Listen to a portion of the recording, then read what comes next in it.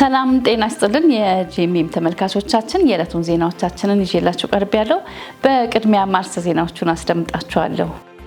የኢትዮጵያ ሙሉ ወንጌል አማኞች ቤተክርስቲያን በሰሜን ምዕራብ አዲስ አበባና አካባቢው ክልል ወጣቶችን የማብቃት ስልጠና ተካሄደ። ሰላም በዋጋ የማይተመን እጅግ ውድና የላቀ የጋራ ሀብታችን ነው ሲሉ ሊቀ ትጉሃን ቀሲስ ታጋይ ታደለ ተናገሩ። ከውጭ ናይጄሪያ ውስጥ በክርስቲያኖች ላይ የሚፈጸመው ጥቃትና ስደት አሁንም የዓለም አቀፍ ትኩረት ሆኖ ቀጥሏል። ከዜናዎቹ ጋር ቤቴል ታምራት ነኝ። አብራችሁ እንድትቆዩ በአክብሮት ጋበዝኩኝ። የኢትዮጵያ ሙሉ ወንጌል አማኞች ቤተክርስቲያን በሰሜን ምዕራብ አዲስ አበባና አካባቢው ክልል ወጣቶችን የማብቃት ስልጠና ተካሄደ። ግንቦት 9 2018 ዓ.ም ከባርናባስ የወጣቱ አገልግሎት ወይንም ባርናባስ ዩዝ ሚኒስትሪ ጋር በመሆን ወጣቶችን የማብቃት ስልጠና በክልሉ ቢሮ የመጀመሪያ ዙር የስልጠና መርሃ ግብር ተከናውኗል። ስልጠናው በየወሩ የሚካሄድ ሲሆን ለአንድ ዓመት የሚቀጥል መሆኑን ተገልጿል።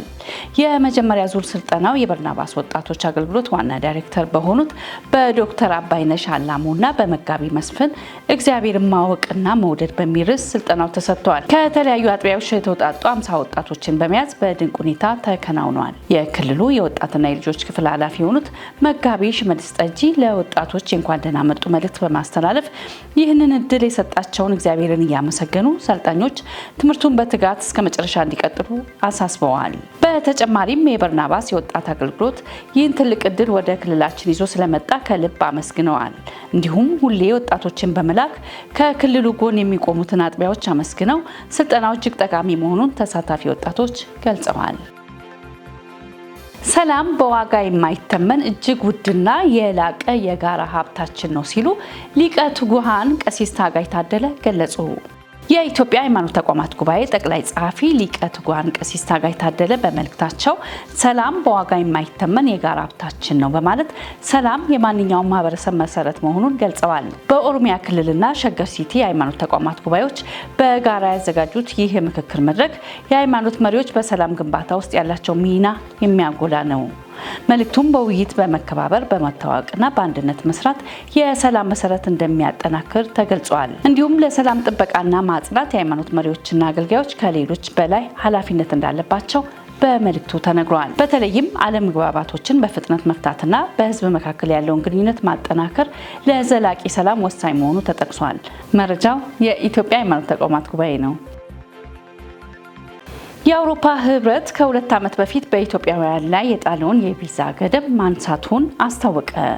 የኢትዮጵያ መንግስት በህገወጥ መንገድ በአውሮፓ የሚኖሩ ዜጎቹን ለመቀበል ያሳየው ተባባሪነት አናሳ ነው በሚል በኢትዮጵያውያን ላይ የቪዛ ገደብ ተጥሎ ቆይቷል። የአውሮፓ ህብረት ምክር ቤት በድረገጹ ባወጣው መግለጫ በህብረቱ አባል ሀገራት ውስጥ በህገወጥ መንገድ የሚኖሩ ኢትዮጵያውያንን በመለየትና ወደ ሀገራቸው በመመለስ ረገድ መሻሻሎች ስለታዩ ገደቡ እንዲነሳ ተወስኗል። በአውሮፓ ሀገራት በህገወጥ መንገድ የሚኖሩ ስደተኞችን አገሮቻቸው የማይቀበሏቸው ከሆነ ወይንም ሀገራቱ ለመተባበር ፈቃደኛ ካልሆኑ የቪዛ እገዳን እንደ ጫና ማሳደሪያ መንገድ ይጠቀምበታል። የአውሮፓ ህብረት ምክር ቤት በአውሮፓ ህብረት ህግ ስር ያሉና ለኢትዮጵያውያን ቪዛ ለመስጠት ይውሉ የነበሩ አሰራሮች ላይ ገደብ ማድረጉን ያስታወቀው ሚያዝያ 1 ቀን 2016 ዓ.ም ነበር። በአውሮፓ በህገወጥ መንገድ የሚኖሩ ኢትዮጵያውያንን በመለየት የጉዞ ሰነድ በማዘጋጀትና ወደ ኢትዮጵያ በመመለስ ረገድ ያለው አሰራር መሻሻሉን ምክር ቤቱ ትላንት ማክሰኞ ግንቦት 11 ቀን 2018 ዓ.ም ባወጣው መግለጫ አስታውቀዋል። ህብረቱ ከኢትዮጵያ ጋር ያለው ሁለንተናዊ ግንኙነት መሻሻል ማሳየቱም ተጠቅሷል። የአውሮፓ ህብረት ጥሎት በነበረው እግድ ምክንያት የህብረቱ አባል ሀገራት ኢትዮጵያውያን በሚያቀርቧቸው ማስረጃዎች መሰረት ቪዛ ሲጠይቁ የሚያስፈልጓቸውን ቅድመ ሁኔታዎች ማንሳት ዌይቪንግ ሪኳየርመንት አይችሉም። ኢትዮጵያውያን ከአንድ ጊዜ በላይ ወደ አውሮፓ ህብረት አባል ሀገራት ገብተው መውጣት የሚችሉበት ቪዛ መልቲፕል ኢንትሪ በእገዳው ተካቶ ነበር። ዘገባው የቢቢሲ አማርኛ ነው። ተመልካቾች ከውጭ ወዳገኘናቸው ሳልፍ ናይጄሪያ ውስጥ በክርስቲያኖች ላይ የሚፈጸመው ጥቃትና ስደት አሁንም የዓለም አቀፍ ትኩረት ሆኖ መቀጠሉ ተነገረ። ዳንኤል አንተነ ዝርዝር አለው። ኢንተርናሽናል ክርስቲያን ኮንሰርን ያወጣው አዲስ ሪፖርት የናይጄሪያ መንግስት $10 ሚሊዮን የዘር ማጥፋት ሽፋን እያደረገ ነው ሲልም ከባድ ክስም አቅርበዋል። ሪፖርቱ ከ2009 ጀምሮ በተለያዩ ጥቃቶች ቢያንስ 190 ሰዎች መገደላቸውንና ብዙዎቹም በሰሜን ናይጄሪያ የሚኖሩ ክርስቲያኖች መሆናቸውንም ያመለክታል። በቦኮ ሃራምና የፉላኒ ጽንፈኞች ጥቃቶችም በቤተ ክርስቲያናት፣ በመንደሮችና በክርስቲያን ማህበረሰቦች ላይ የቀጠሉ መሆናቸውም ተገልጸዋል። ቮይስ ኦፍ ዘ ማትሪስ ካናዳ ባልደረባ ፍሮይድ ብሮበር እንደገለጹትም የመንግስት ባለስልጣናት ችግሩን እንደ የአካባቢ ግጭት ወይም የአየር ንብረት ችግር በማቅረብ የእምነት ግፍ መሆኑን ለመሸፈን እየሞከሩ ነውም ብለዋል። እንዲሁም የዓለም አቀፍ ክርስቲያን ተቋማት ለተጎዱ ክርስቲያኖችም ጸሎት፣ ሰብአዊ ድጋፍና ዓለም አቀፍ ድምፅ እንዲሰጡም ጥሪም እያቀረቡም ይገኛሉ። በተለይም በሰሜን ናይጄሪያ ያሉ አማኞችም በእምነታቸው እንዲጸኑና ለሰላም እንዲጸልዩም ጥሪም ቀርበዋል። ዘገባው የኢንተርናሽናል ክርስቲያን ኮንሰርን ነው። ተመልካቾች የዕለቱን ዜና ከማብቃቴ በፊት አርዕስተ ዜናዎቹን ላስታውሳችሁ። የኢትዮጵያ ሙሉ ወንጌል አማኞች ቤተክርስቲያን በሰሜን ምዕራብ አዲስ አበባና አካባቢው ክልል ወጣቶችን የማብቃት ስልጠና ተካሄደ።